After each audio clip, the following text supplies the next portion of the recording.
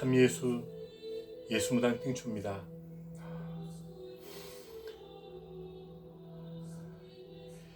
이번 시간에는 루르드 성모 성지를 갔던 이야기를 좀 전해드리려고 합니다.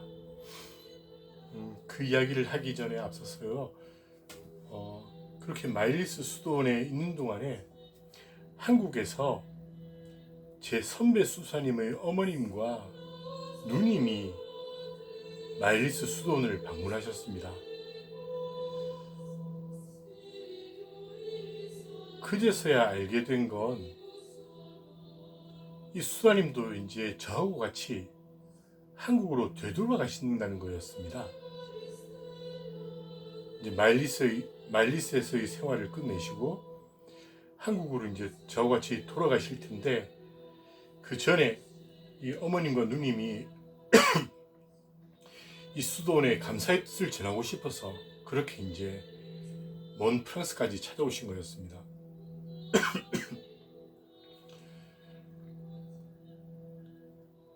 그렇게 이 어머님과 누님이 계시다가 떠나실 때인지 저더러 같이 이분 가족들과 함께 그 파리로 올라가라고 그러셨습니다. 그 파리 가서 구경을 좀 하고 오라고 그러셨습니다. 그래서 3박 4일인가 일정을 같이 함께 하게 되는데요. 먼저 갔던 곳이 루르드였고요. 그곳에서 1박을 하고 그 다음에 아마 파리로 올라갔던 것 같습니다. 파리의 어떤 그 자그마한 호텔에 머물면서 2박 3일을 함께 했던 것 같습니다. 그래서 잠시나마 그 루브르 박물관도 가보고, 샤르트르 대성당인가요? 거기에도 가봤던 것 같고요.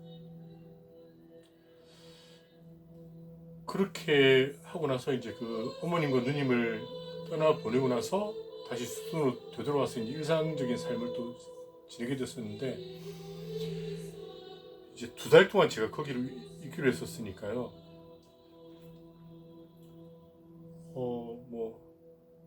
한 달하고 보름여가 지나서인지 언제쯤인지 아빠스님이 저더러 혹시라도 필요하면은 파리 여행을 다녀오라고 그러셨습니다. 이거 프랑스까지 왔으니까 그냥 여기저기 좀 둘러보고 가면 좋겠다, 그런 생각이셨던 것 같습니다. 근데 저는 파리는 별로 다시 가보고 싶은 생각도 없었고요. 그래서 아빠스님께 제가 그냥 파리 대신에 루르드를 다시 한번 가보고 싶습니다라고 이렇게 청을 드렸었습니다. 그러니까 아빠스님은 그럼 그렇게 하라고, 그러면서 루르드에서 3박 4일간 지낼 수 있도록 이렇게 배려를 해주셨습니다. 성모 성지 가서 제가 처음 갔을 때 보니까요, 그 루르드 성모 성지 그 동굴 그 앞으로 잔잔하게 강이 흐르고 있었고요. 그 일대가 어떤 작은 그 철책 같은 걸로 그렇게 그 주변이 뺑 둘러져 있었거든요. 그 루르드 성지 안에 아주 전형적인 그 성당이 하나 있었고요. 또 그 옆에 또 아주 큰, 아주 현대적인 또 성당이 하나 있었고요. 그런 곳까지 이렇게 울타리가 쭉 쳐져 있었는데, 그 울타리 바깥으로는 그냥 호텔 같은 숙소들, 그 다음에 술집들, 그리고 기념품 가게들이 즐비한 어떤 그런 공간으로 이렇게 나뉘어져 있었습니다. 근데 제가 처음 갔던 그 수도원에서 마련해 줬던 숙소는 그 성지 내에 순례자들을 위한 그런 작고 아담한 공간이 있었는데요. 그곳에 정확하게 모르겠습니다만 하여튼 아침 식사 때 보니까 그래도 적어도 한 40명, 50명 되는 분들이 모여서 식사를 하고 점심 때도 그렇고 식사는 거기에서 하고 숙소도 이제 그 안에 있는 방들을 배정받아서 이렇게 잠을 잤었거든요. 거기로 다시 이제 숙소를 잡아주시면서 다른 연락처 하나를 주셨습니다. 그 연락처는 그 루르드 성지에 파견 나와 있는 한국 수녀원의 그 연락처였습니다. 그 성지 순례객들을 위해서 포항 예수성심 정교 수녀회인지 지금 대략 그 수녀원으로 기억하고 있는데요. 그 수녀회 수녀님들이 이렇게 순례객들을 위해서 이렇게 파견 나와 계시기 때문에 혹시라도 연락이 닿으면 그 수님들이 운영하시는 공간에 가도 좋다는 그런 말씀을 하시더라고요. 그래서 저는 이제 그 순례객들을 위한 그 공간에 가서 이틀 동안을 보냈고요. 어떻게 연락이 닿아서 셋째 날에는 그 수님들이 계시는 또 이제 자그마한 그런 그 순례객들을 위한 공간이 있었는데 거기에서 또 이제 하루를 보내게 됐습니다. 저 혼자 갔을 때는요. 그때도 또 여전히 겁도 없이요. 프랑스 말이라고는 뭐 봉주르 멕시코고 하는 그 두 마디밖에 모르는 제가 또 그렇게 혼자서 루르드까지 또 이제 버스를 타고 기차를 타고서 간 거였습니다. 그렇게 그 마일리스 수도가 멀지는 않더라고요. 대략 가는데 한 2시간 정도 소요되는 그런 거리였던 것 같습니다. 그래서 갔더니 그 식사 시간에 이제 좌석을 배치해 주시는데 그때 마침 또 일본인 젊은 여성분이 와 계셨습니다. 그분은 신자는 아니신데 아무튼 그런 어떤 루르드에서 벌어지는 그런 어떤 그분이 보실 때는 기이한 자연현상들, 우리가 말할 때는 기적이라고 말하지 않습니까? 그런 것들에 대해서 논문을 쓰기 위해서 와 있는 분이라고 하더라고요. 그래서 어쨌든 같은 동양인이니까 같이 식사 때 합석하면 좋겠다고 그렇게 해서 또 이제 그 일본인 여성분과 인연을 맺게 됐었고요. 그래서 뭐 대도 않은 손짓 발짓과 영어 몇 마디를 가지고서 그분하고 이야기를 나누고 어떤 때는 그분이 이제 저를 어떤 안내도 잠깐 해주시기도 하고 그 이후에 또 그분과 편지도 이제 한국에 돌아오고 나서 편지도 좀 주고받고 그랬었습니다. 그리고 어느 날 저녁에는 그냥 저녁 무렵에 저 혼자서 그 성무동굴 맞은편에 있는 그 강물을 바라보면서 이렇게 있는데 그때는 제가 사복 차림이었습니다. 생활한복을 입고 있었는데요. 그러다가 옆을 보니까 같은 동양인으로 보이는 젊은 남녀가 또 서 있더라고요. 그래서 또 반갑게 인사를 하면서 뭐 어디서 왔는지를 서로 물으니까 그분은 베트남 분이시더라고요. 제 또래 젊은 커플이었습니다. 연인 사이라고 했었습니다. 그리고 저는 한국에서 왔다는 것과 말과 함께 그때 제가 먼저 미안하다는 말부터 했었습니다. 그래서 그분이 왜 이러시길래 그 베트남 전쟁에 우리 한국군들이 갔었지 않습니까? 그래서 또 그 베트남 전쟁의 어떤 그 사료들을 뒤져보면은 전쟁이라는 게 어쩔 수 없이 또 그러기도 하겠지만은 또 필요 이상으로 우리 한국군들이 베트남에서 저질렀던 좀 만행 그런 것들이 있었습니다. 제가 그걸 알고 있었기 때문에 그런 것들에 대해서 정말 미안하다고 한국인으로서 정말 미안하다고 그렇게 사과를 했었습니다.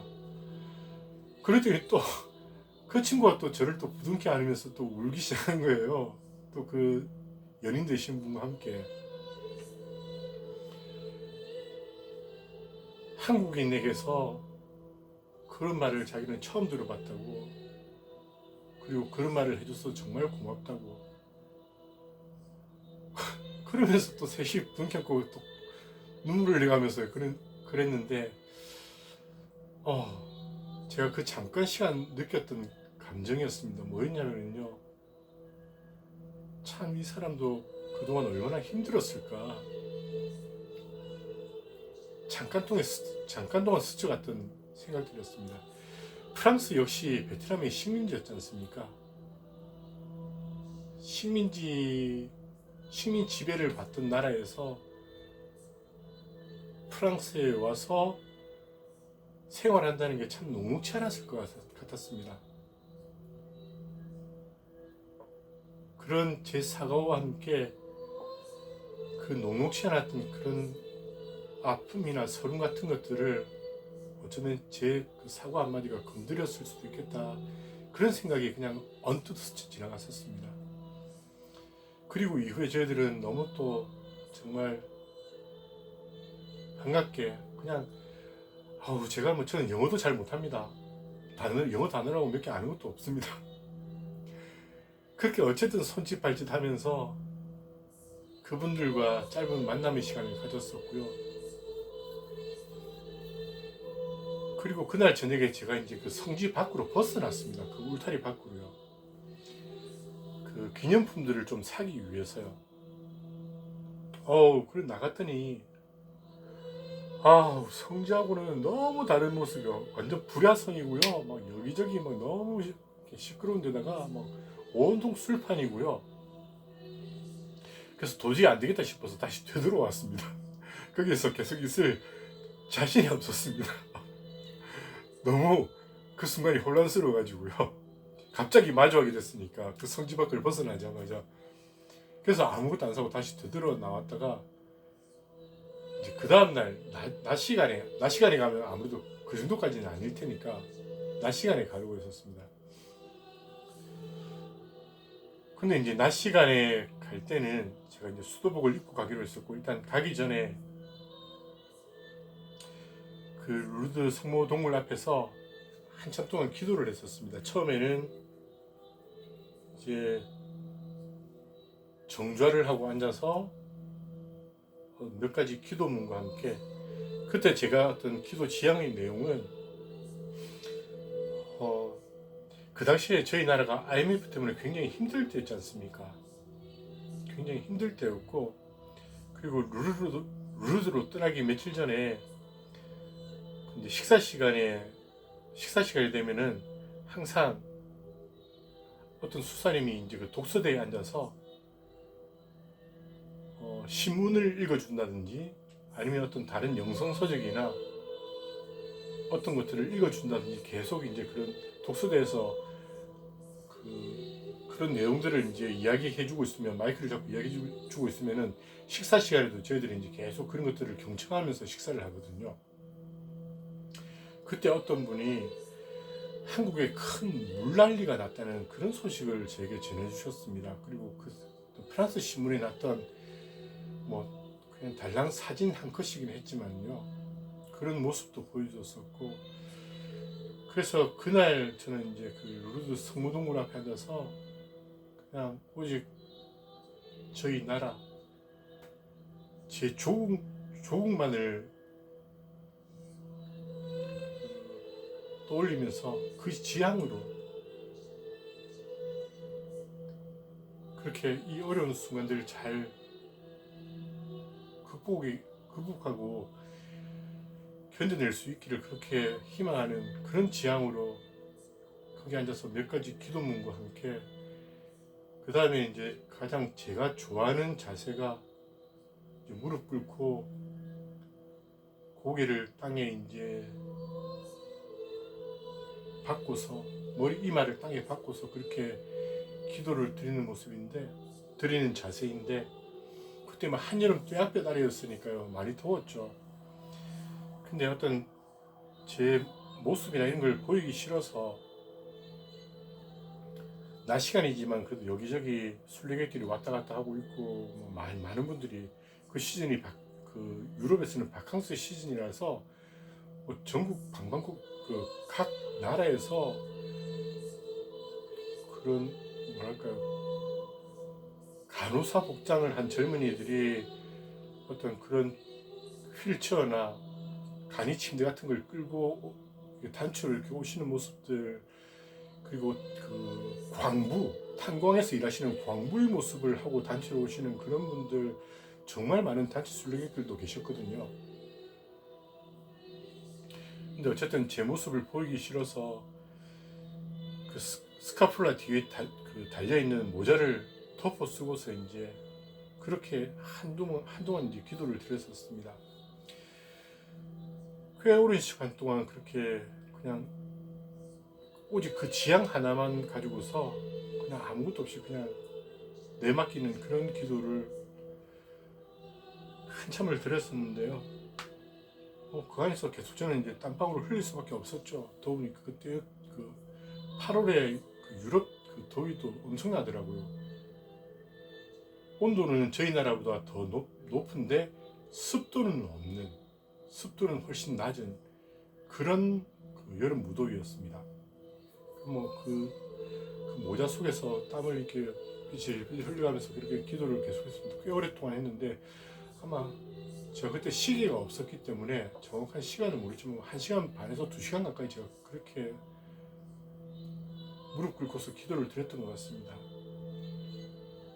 그래서 한참 뒤에 이제 기도를 다 끝내고 일어나서 이제 모자를 벗고 돌아서려는데, 맞은편에서 어떤 어머님과 따님이 저를 보면서 환하게 웃고 계셨습니다.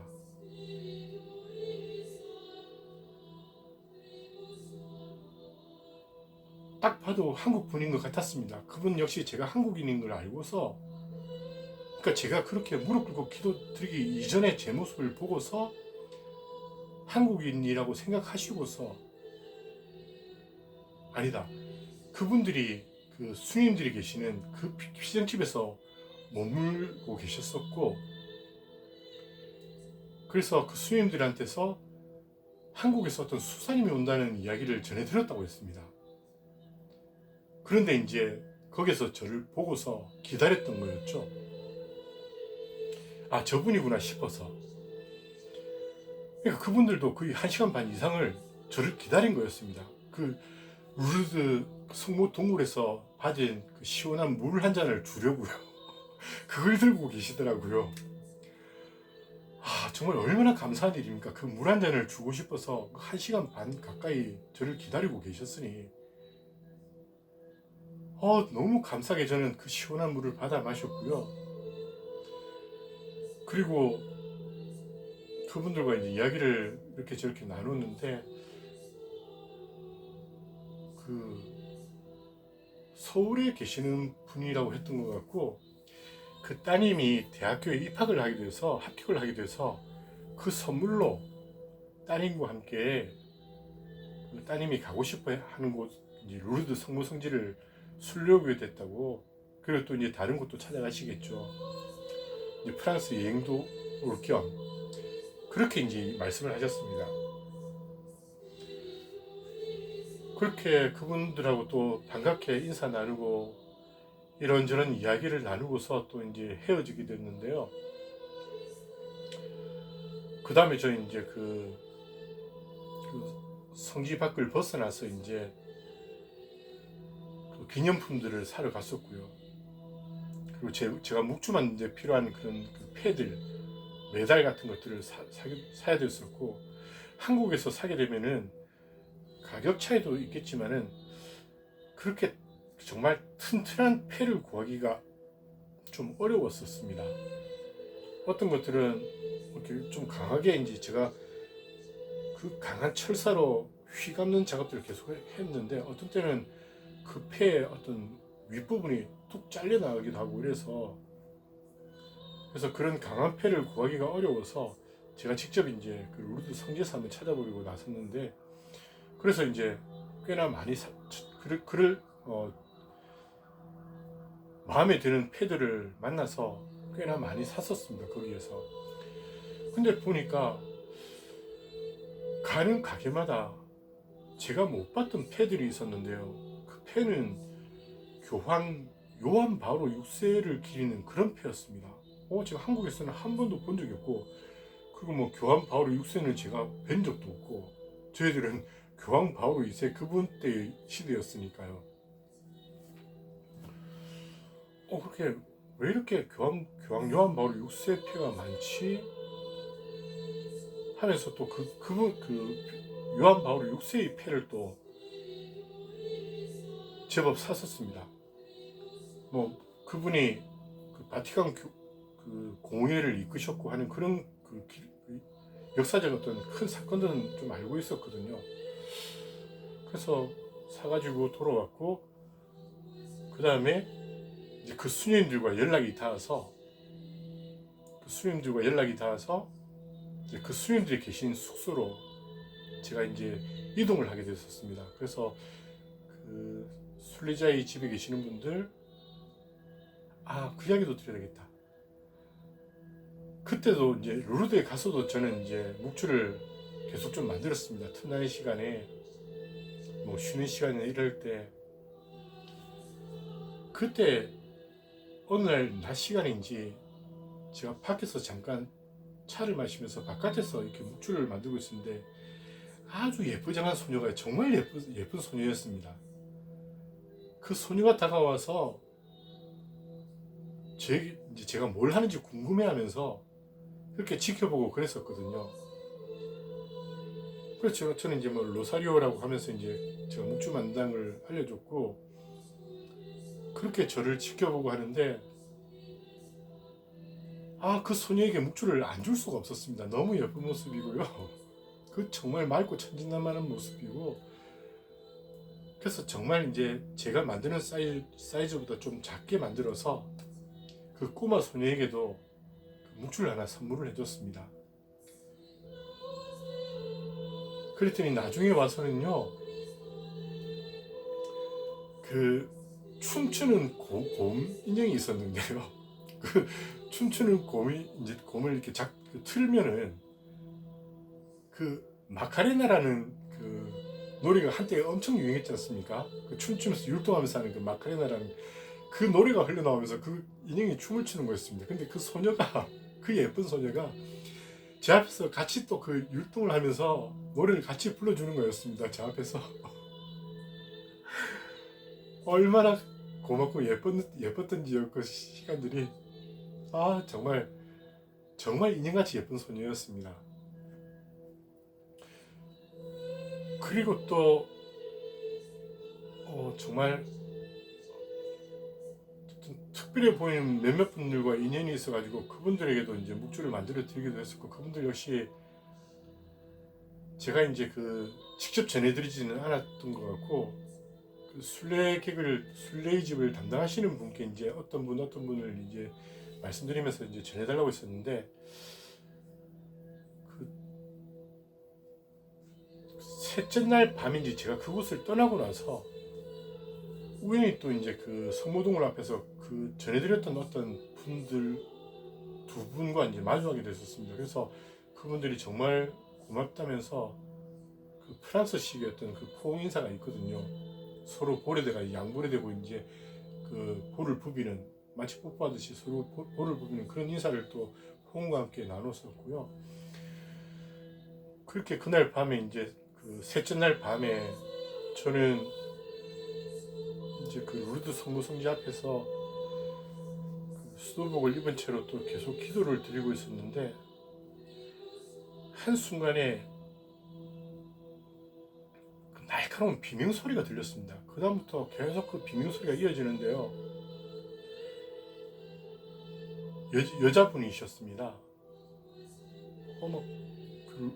그렇게 멀지 않은 곳에서 들리는 비명소리였는데요, 저는 이제 루르드 성모동굴에서 좀 떨어진 곳에서 기도를 하고 있었고, 바로 그 루르드 성모동굴 바로 앞에서 이제 그 비명소리가 들렸는데,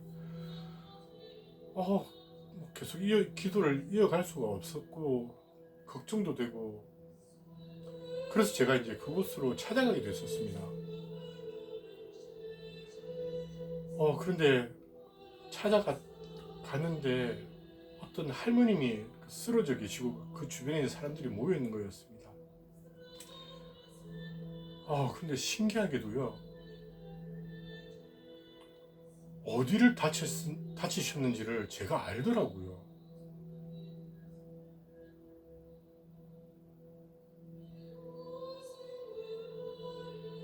어디를 다치셨는지 제가 알 것 같았고, 그래서 그 사람들이 둘러싸이는 그 가운데를 제가 걸어갔습니다. 그래서 그 할머니 앞에 가서, 그 성모동굴은 좀 젖어 있거든요. 그 할머니 앞에 가서, 할머님이셨습니다. 그 여성분이. 계속 그 할머님은 비명과 함께 그 로사리오를 바치고 있는 것 같았습니다. 그래서 제 손에 있던 묵주를 쥐고서 그 할머니 아프게 느껴지는 그 할머니 그 신체 부위에 손을 가져다 댔었습니다. 그 대퇴 부위였습니다. 대퇴 부위에 어떤 그분이 다치신 걸로 제가 느껴져서 거기에 손을 댔더니 그때부터 정말 거짓말처럼 할머니가 조용하신 거였습니다. 직전까지만 해도 그렇게 비명을 지르면서 로사리오 기도문을 암송하시는 것 같았는데 그때부터는 정말 조용하신 거였습니다.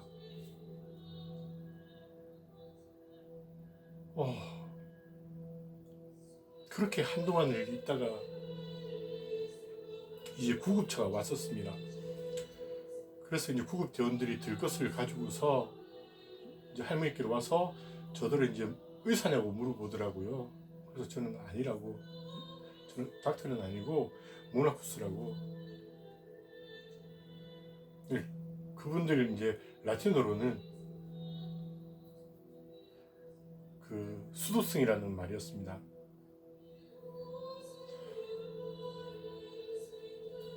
그랬더니 이제 저들을 이제 좀 한물 물러달라면서 이제 물러나 달라면서 저를 이제 조금 이제 물러나게 하시더라고요. 그래서 저는 이제 그 할머님 손을 이제 뗄 수밖에 없었죠. 근데 또 떼자마자 또 할머니가 또 비명을 또 막 깍깍 하면서 지르시는 거였어요. 깍 하면서요. 그래서 구급 대원들도 조금 당황하시기도 하고, 그래서 제가 다시 이제 구급 대원분들이 이제 처치를 하시면서 하는 동안에 제가 이제 그분 대퇴부 위에 계속 좀 손을 대고 있었습니다. 그리고 또 비명이 멎으니까 그분들도 또 의아해 하시고, 그래서 그 할머님을 이제 들것에 옮겨서 앰뷸런스 이송할 때까지 제가 계속 손을 대드리고 계셨습니다. 그리고 떠나시기 직전에 마침 제 그 주머니에 만들어 놨던 묵주 하나가 있었습니다. 그건 이제 주먹으로 만든 묵주였는데요. 그 묵주를 그 할머님 손에 꼭 쥐어드리고 그렇게 이제 저는 물러났습니다. 그렇게 앰뷸런스도 떠났고요.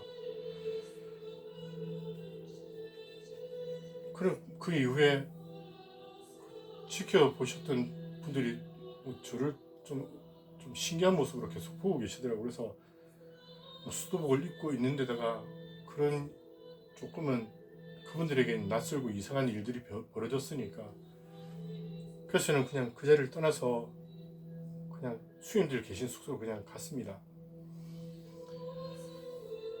그리고 그 다음날 떠나기 전에 그 수임들이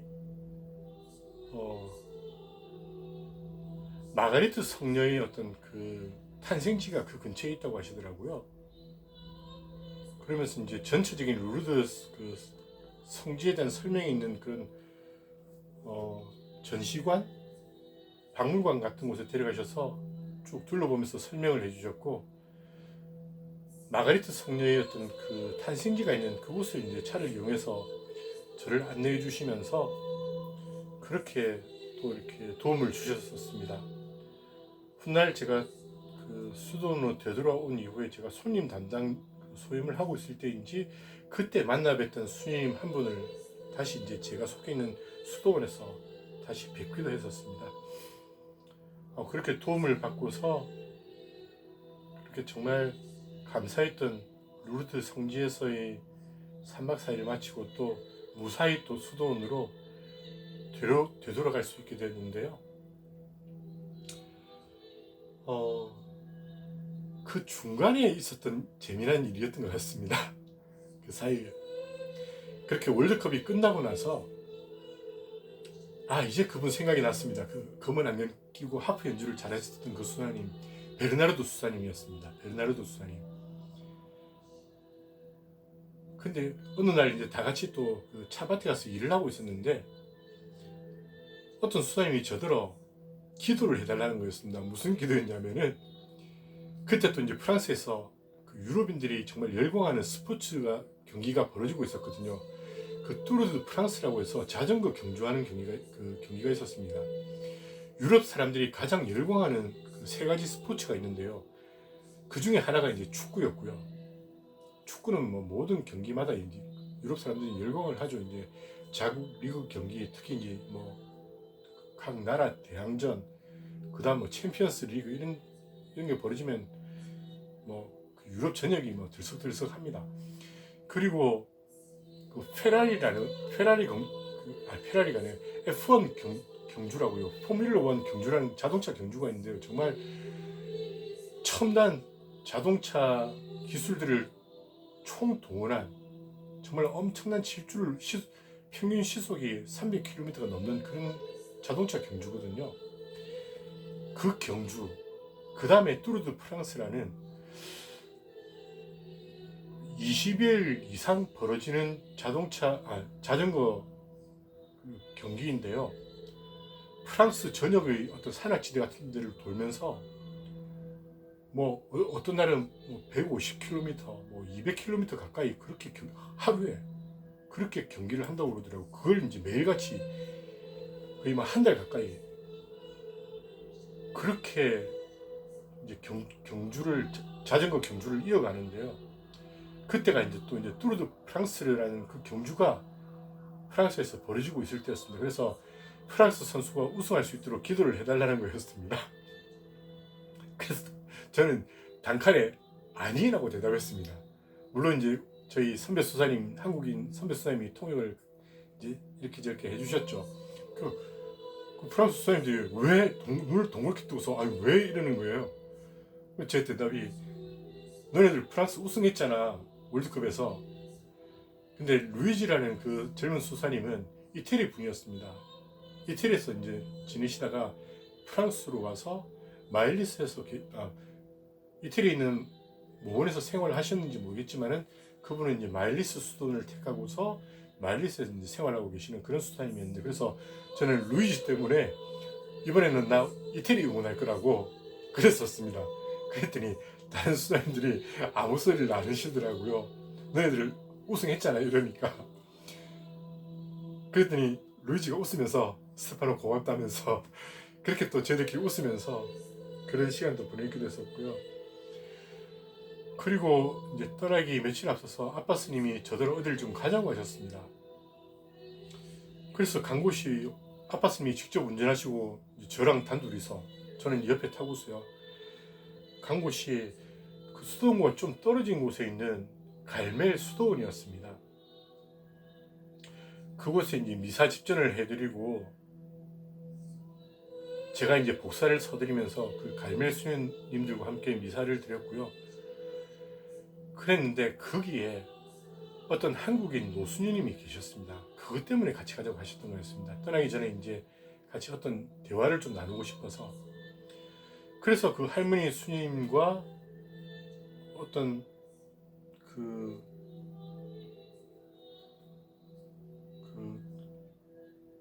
벽 사이에 있는 자그마한 문을 두고서 그 수녀님은 그 안쪽에서, 아빠 스님과 저는 그 밖에서 그렇게 이제 담화를 나누고 그랬는데요. 마침 그때 제가 준비해간 그때 어떤 한국인 스님을 만나러 간다고 미리 말씀을 하셨던 것 같습니다. 그 전에. 그래서 제가 저희 수사님들 드리려고, 이태리에 계시는 저희 수사님들 드리려고 가져간 한국 음식들이 좀 있었는데요. 그 중에 조금을 챙겨서 이제 그 노수님께 라면이랑 몇 개를 챙겨서 노수님께 전해드렸고, 그렇게 대화를 나누면서 이제 그 스님이 통역으로 이제 아빠 스님하고 저하고 대화를 나누는데 좀 대화 내용이 계속 이상한 거였습니다. 아무리 들어봐도 이 아빠 스님 내용이 아니라 그 노수님이 하는 이야기, 같았습니다. 자꾸 이야기가 딴 데로 빠지는 것 같았고 아빠 스님이 하는 이야기도 저에게 전달이 제대로 안 되는 것 같았고요. 그렇게 한참 이야기 나누다가 제대로 대화 같은 대화도 못 나눴던 것 같습니다.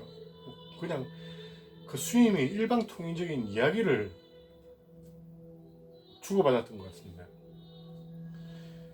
그렇게 그곳을 떠나고 나서 수도원에 돌아와서 저희 한국인 수사님 만나서 아빠 스님은 뭔가 대화가 안 된 것 같습니다 라고 그랬더니 아빠 스님도 그러시더라고요. 그래 우리 가서 제대로 대화를 못 나눈 것 같다고. 그러고 이제 끝났는데 그때도 참 노수녀님이 참 안타까운 느낌이 들었었습니다. 저희들은 그렇게 통역을 부탁하러 갔었지만은 일방적으로 당신 이야기만 하고 끝나셨던 그 노수녀님이 오죽했으면 그러실까, 오죽 한국 사람을 만난 게 반가웠으면 그랬을까 싶기도 하지만은 한편으로는 수행자로 살아가신 분이기 때문에 조금 안타깝고 그랬던 기억이 납니다. 그리고 훗날 그 아빠 스님이 보나 교수님 그분을 다시 이제 불러서 다시 이야기를 나누게 됐었는지 그랬던 것 같습니다. 아무튼 그때 아빠 스님과 그 보나 교수님과 함께 이야기를 나눈 이후에 그 보나 교수님은 그 이후에는 너무도 밝게 저에게 만날 때마다 인사를 건네셨고요. 수사님 정말 대단했다고 너무나 기뻤다고 그때 사실 한국인 수사님이 아빠 스님 앞에서 그런 말씀을 하시니까 당신도 너무 속도 후련했고 너무 고마웠다고 그런 말씀을 하시면서 이후에는 정말 저를 반갑게 따뜻하게 맞아주셨는데 그 보나 교수님도 제가 참 좋아하는 저희 수도원을 제가 초창기 때부터 있을 때부터 만나 뵀었고 저희 수도원을 뒤에서 묵묵히 후원해 주시던 그 목동의 안학내 분들이 계셨습니다. 특히 두 분. 정말 하느님의 사람이라고 부르고 싶을 만큼 그렇게 묵묵히 뒤에서 후원해 주셨던 분이신데 저보다 연세도 훨씬 많으신 분인데 이분들도 제가 성함을 밝혀야 될 것 같습니다. 한 분은 이루시아라는 자매님이셨고요. 한 분은 구로사리아라는 자매님이셨습니다. 두 분이 성품이 정반대이신 분이시지만 늘 단짝같이 그렇게 붙어 다니셨고 제가 한국에 다시 도착했을 때 프랑스하고 이태리 생활을 마치고 한국에 도착했을 때도 저희 원장 수사님과 함께 공항에 나와서 저를 맞이해 주셨던 분이셨습니다. 아무튼 그분들이 훗날 이제 그 마일리스 수도원을 가게 되고 또 그분들하고 인연이 닿아가지고 어느 날 저희 수도원을 다시 찾아오셨더라고요. 이 보나 교수님이. 그래서 그분을 정말 또 반갑게 한국에서 만나서 제가 이제 그분을 잠깐 이제 어디 좀 구경을 시켜드리고 싶었는데 그때 모시고 갔던 곳이 송광사였습니다. 송광사에 모셔가서 또 절을 둘러보고 그리고 또 절 아래에서 산채 비빔밥이나 우리 어떤 토속 음식 있지 않습니까? 그런 것들 그리고 막걸리 한 잔 그렇게 나누어 먹기도 하고 마시기도 하고 그랬던 기억도 있고요. 아무튼 그 보나 교수님을 다시 모시고 이제 아빠 스님이 저에게 이제 이런저런 그동안 생활이 어땠는지 잘 지냈는지 부족한 건 없었는지 그런 이야기들 그리고 제가 그곳에서 경험했던 것들 특별히 정말 너무나도 어떤 기도와 침묵의 시간들에 정말 충실하신 그런 모습들에서 참 많은 제가 그 감명을 받았습니다. 그런 말씀도 드렸고요. 그리고 저를 돌봐주셨던 많은 수사님들 한 분 한 분 정말 너무 감사했다고 그런 말씀도 드렸는데 아빠쌤이 내가 어떤 스테파노 수사를 지켜봤을 때도 정말 너무 적응을 잘하고 지내는 것 같았다. 그동안 이제 그 마일리스 수도원을 찾아왔던 저희 한국인 수사님 외에도 또 한국인 신부님들이 또 몇 분 계셨다고 그러더라고요. 근데 너무 적응을 잘하고 있는 것 같아서 우리도 참 고마웠다. 그러면서 뜻밖의 제안을 하셨습니다. 혹시 스테파노 수사는 이곳 마일리스에서 우리와 함께 생활하고 싶은 그런 마음이 없냐, 그런 제안을 하시는 거였습니다. 그러면서 제가 음악에 관심이 많고 노래를 곧잘한다는 걸 그 아빠스님도 알고 계셨기 때문에 혹시 원한다면 솔렘수돈을 언급하셨던지, 제 기억은 그랬던 것 같습니다. 솔렘수돈을 언급하면서 그곳에서 음악 공부도 할 수 있게끔 도와주겠다고 정말 귀가 솔깃할 수밖에 없는 그런 엄청난 제안을 저에게 해오신 거였습니다. 근데 저는 어쨌든 정말 뜻밖의 제안이고 약간 솔깃하기는 했지만, 어쨌든 저는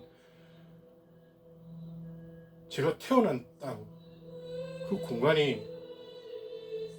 공간으로 되돌아가고 싶었고, 그곳에서 지내는 동안에도 하느님이 저에게 이런 공간, 한국이라는, 대한민국이라는 땅, 그리고 그런 문화 환경, 그리고 제가 살아갔던 고향, 그리고 저희 부모님, 그리고 이어진 인연들에 의해서 제가 수도원에 가기까지, 그런데 하나님의 뜻하시는 게 분명히 있을 거라고 저는 믿고 있었기 때문에 어쨌든 이걸 거절을 해야겠는데, 그 고마운 마음에 단호하게 거절하기도 좀 못하고, 그래서 잠깐 망설이다가 생각난 게 뭐였냐면요, 아빠스님 너무 감사하긴 한데요, 안 됩니다, 제가 그랬거든요. 왜 안 돼? 그러시더라고요. 그래서 아빠스님, 제 비자가 여행 비자지 않습니까? 그래서 이게 3개월밖에 못 있습니다, 한국을 벗어나서. 그래서 한국에 가면 다시 원장수사님께 말씀드리고 한번 상의해 보겠습니다. 그랬더니 아빠스님도 맞다, 스테파노스 너 관광 비자로 왔지, 그러시면서 그 순간을 모면하고서 2달의 시간을 다 보내고, 마침내 이제 제 선배 한국인 수사님과 함께 그곳을 떠나서